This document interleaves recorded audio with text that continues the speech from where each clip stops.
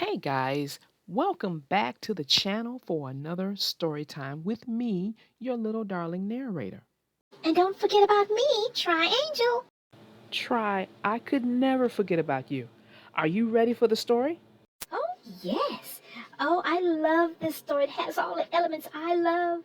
There's going to be a little bit of suspense, a little bit of fear. It's going to have. Is there something wrong, little darling? You could say that. I was talking about the story on this channel right now. Oh, did I almost let a cat out of a bag?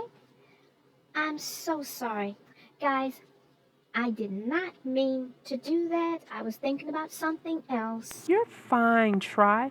She's been working really hard on some original stories on another platform for you guys, and we will announce it when it's ready. But until then, guys, stay tuned and enjoy the upcoming story.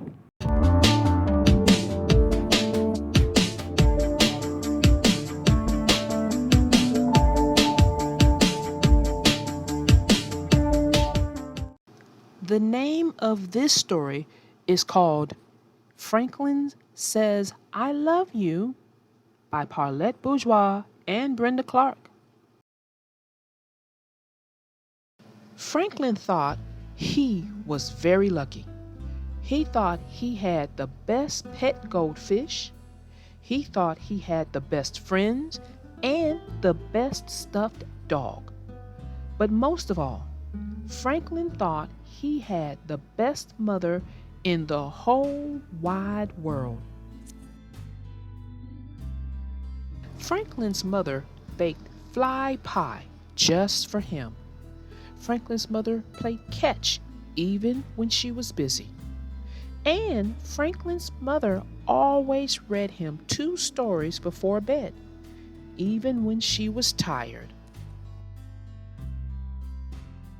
So when Granny told Franklin that his mother's birthday was the very next day, he decided to give her the best present ever.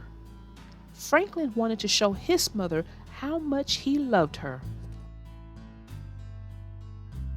Every year, Franklin made a birthday present for his mother. She had loved her macaroni necklace. She had hung Franklin's self-portrait on the wall. She had even worn her birthday hat shopping. This year, Franklin decided to buy his mother something fancy. He emptied his piggy bank and went to town. Franklin looked in all the stores, but everything cost too much. How can I show my mother I love her, he wondered, without a fancy gift? So Franklin went looking for help. He walked along the path and over the bridge until he came to Bear's house. Bear, said Franklin, how can I show my mother I love her without a fancy gift? I always make my mother breakfast in bed, said Bear. But Franklin's mother had told him that she didn't like crumbs in bed. Franklin walked through the berry patch until he came to Snail's house. Snail, said Franklin, how can I show my mother I love her without a fancy present?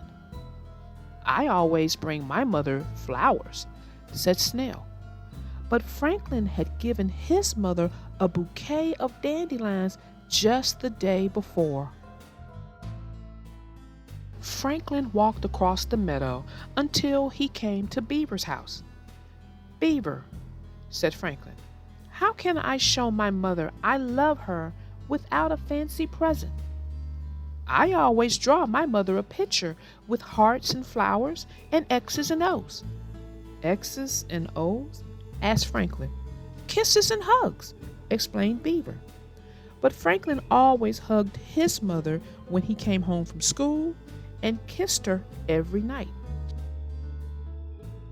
Franklin walked around the pond until he came to Goose's house. Goose, said Franklin, how can I show my mother I love her without a fancy present? I always make my mother some pretty jewelry, said Goose. But Franklin's mother already had a macaroni necklace and a string of pearls. Franklin was tired and hungry. He walked all the way home. His mother's birthday was the next morning, and Franklin still didn't have a present. Franklin asked his father, "How can I show Mother I love her without a fancy present?" "You do nice things for her every day," answered Franklin's father. "Why do you ask?" "Because tomorrow is her birthday," said Franklin. His father looked surprised. "Why don't you and your sister make her a card?" he suggested. "I'll run to the store." Franklin helped Harriet make a card, but he did most of the work. Sometimes he wished he was little like Harriet. She never worried about anything. Early the next morning, Franklin had an idea. He would do everything his friends suggested. He made his mother a pretty brooch. He drew her a picture with double X's and O's. He cut fresh flowers from her garden.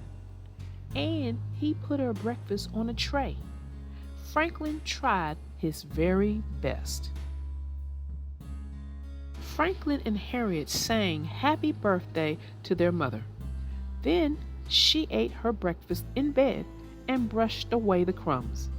She pinned her brooch on her pajamas.